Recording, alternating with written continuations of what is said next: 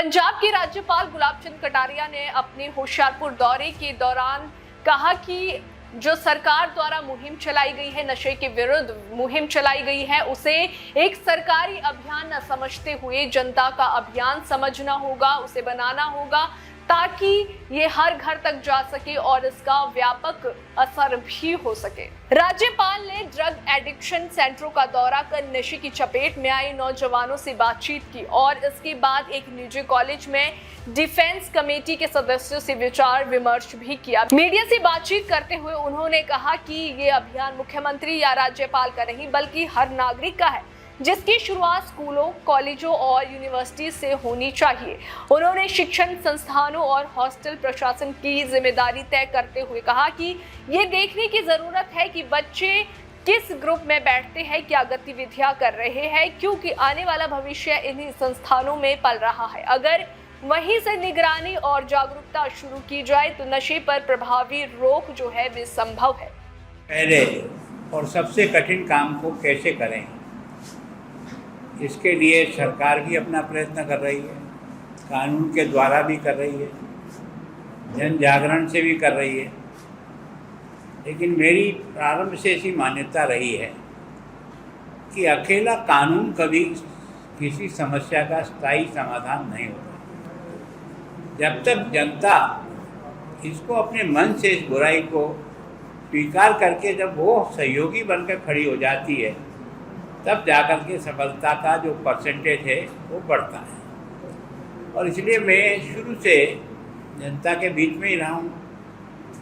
ये एक जन जागरण कैसे हो, हर व्यक्ति, हर माँ बहन, हर गांव, हर गली, हर विद्यालय, हर विश्वविद्यालय, हर कॉलेज इसको कैसे अपने मन से स्वीकार करे और ये सब मिलकर के हम नशा मुक्त पंजाब कैसे बने, रंगला पंजाब कैसे बने, इस और बढ़े तो हमें सफलता मिलेगी। मुझे आज यहाँ होशियारपुर आकर के नशा मुक्त केंद्र और पुनर्वास केंद्र को देखने का मौका मिला। एक महीने पहले भी है ना, जो हमारे उनका मैंने देखा था, क्या नाम है, सहानी जी का। मुझे बहुत प्रसन्नता हुई कि एक आदमी किस प्रकार से केवल नशा मुक्त ही नहीं कर रहा है, तो उनको रोजगार से जोड़ने का प्रयास कर रहा है। सच में इसका स्थायी समाधान तो तभी निकलेगा कि जो नशे से एडिक्ट हो गए उनको आप नशा मुक्त केंद्र पर लाकर नशा छुड़ाने में प्रयत्न करेंगे, कुछ सफलता मिलेगी। लेकिन स्थायी समाधान उसका तब होगा जब वो किसी न किसी रोजगार से जुड़ जाएगा, तब जाकर के वो अपने पैरों पर खड़ा हो जाएगा। आज मैंने यहाँ के केंद्र में सारे बच्चों के चेहरे देख कर के लगा कि वास्तव में यहाँ रह कर के उनका चेहरे भी अपने आप में एक मुस्कान भरे हुए दिखाई दे रहे थे, तो उससे बहुत अच्छा लगा। दूसरा क्या है कि उनकी सबकी रुचि भी है कि वो किसी न किसी काम से जुड़े, तो जो कुछ व्यवसाय सिखाने का वहाँ प्रयत्न जो हो रहा है तो वो काम से जोड़ने का है। मुझे प्रसन्नता हुई कि वहाँ क्षमता तो 100 की है, लेकिन लगभग 200 से अधिक लोग उसमें हैं। अब तक जो है ना, काफ़ी लोगों को इतने से कम समय में नशा मुक्त केंद्र पर ले आए और उनको पुनर्वास करने के लिए, काम पे लगाने के लिए सरकार की जो विभिन्न योजना है उससे भी उनको मजबूती खड़ा।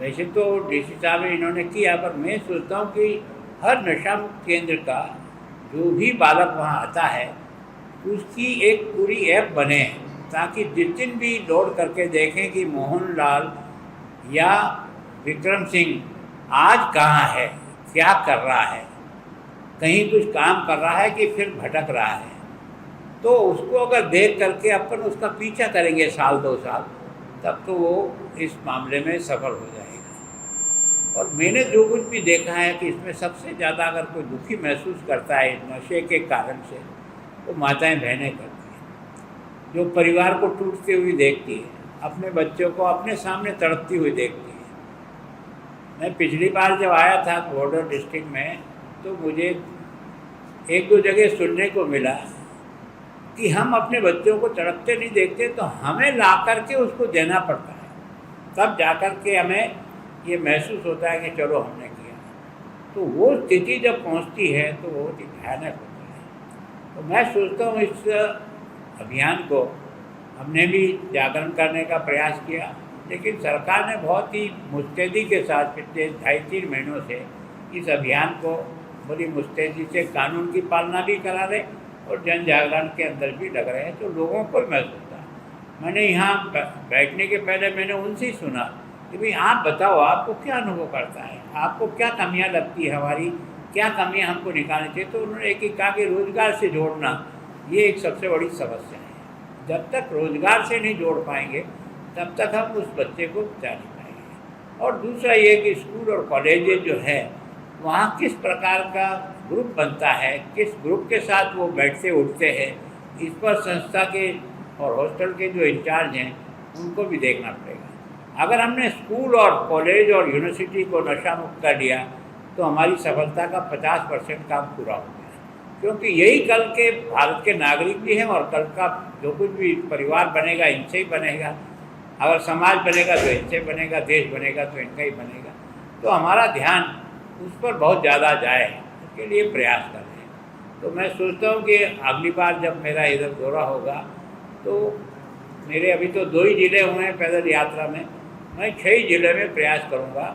2 ज़िले एक साथ लेकर 4 दिन 5 दिन गांव के बीच में से, जनता के बीच में से, जनता को साथ लेकर के इस अभियान को एक तरह से जन अभियान बने। ये राज्यपाल अभियान नहीं रहे, ये सरकार अभियान नहीं रहे, ये जनता का अभियान कैसे बने उसके लिए प्रयत्न करना चाहते हैं और वही सफलता का सबसे बड़ा आधार है।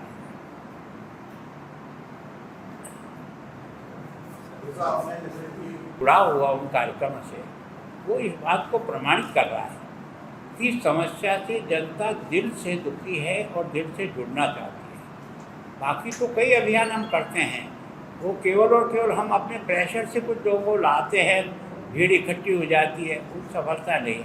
व्यक्ति अपने मन से उसके साथ जुड़ करके जब काम करता है तो लगता है कि ये पब्लिक का जन आंदोलन बनने की स्थिति में दिख रहा है। उसके लिए प्रयत्न करना चाहिए। आपको क्या कारण ऐसे समझ आए कि जिनके कारण इतना प्रसार हो गया नशे का कि अभी इसको संभालना जो है मुश्किल? उसका कारण 2 चीज़ है। एक तो क्या है कि पहले कुछ नशा होता था, शराब नशा होता था, भांग नशा होता था, अधिक से अधिक डोडा चूरा और अफीम एक नशा होता था। लेकिन अब ये जो सिंथेटिक्स नशा आया है, इस नशे के व्यापार में लोगों को बहुत पैसा कमाने का मौका मिला है। तो इसके कारण से बड़े बड़े है ना इस व्यापार के जो डॉन होते हैं वो तैयार हो गए और वो डॉन जो है उन गरीब लोगों का शोषण करने के लिए कैरियर बनाते हैं। पकड़े जाते हैं तो गरीब का बच्चा पकड़ा जाता है, जेल जाता तो वो जाता है, ये नहीं पकड़ते। अब की बार पहली बार मेरी भी हमेशा मैं राजनीति में रहता हूँ तो मैं ये कहता हूँ कि छोटे मोटे को पकड़ करके उनके परिवार की गुजारा बसर करने का भी जो साधन है उसको छीनने के पहले उसे दूसरा साधन दो। केवल और केवल उस पर हमला करके आप उसको भूखा नहीं मारो और उसका सहारा लेकर के उस तक पहुंचने का प्रयास करो जहां से बड़े डॉन के द्वारा ये पहुंचाया जा रहा है, तब तो सही व्यक्ति मरेगा। अब की बार पहली बार सरकार ने ऐसे डॉन को भी पकड़ा है, उनकी प्रॉपर्टी भी सीज की है, उन पर बुलडोजर भी घमाया, तो लगता है कि हम सही दिशा में आगे बढ़ रहे हैं। उसमें उनका सहारा लो, उनको भी जो काम उन्होंने गलत किया उसके लिए छोटी मोटी सबक उनको दो, लेकिन उनको जेल में डाल करके आप बर्बाद कर दो, ये मेरा मन नहीं कहता है। मतलब बुराई होती है, एक कैरियर का काम करता है, 20,000 रुपये दूंगा तुम्हें वहाँ से वहाँ पहुँचा दूँ, वो बच्चा जो है ना उस काम में लग जाता है, पकड़ा जाता है तो वही पकड़ा जाता है। जाने वाले का सोचता है अपन तो ऐसे ही धंधा करते हैं कि डूबे तो डूबे और जाए तो जाए, उसका कुछ बिगड़ता नहीं, लेकिन उससे आगे के सोर्स तक नहीं पहुँचेंगे ना तो हम वास्तव में न्याय नहीं कर पाएंगे। हो सकता है कि हमारा कोई इंटरेस्ट व्यक्तिगत पैदा हो जाए, इतना बड़ा डीलिंग हो रहा है, तो ये जो मन की कमजोरी है इसको निकालना पड़ेगा। अगर मन तैयार नहीं है तो वातावरण से तैयार करना पड़ेगा ताकि कोई व्यक्ति इस गलत रास्ते को अपना व्यवसाय नहीं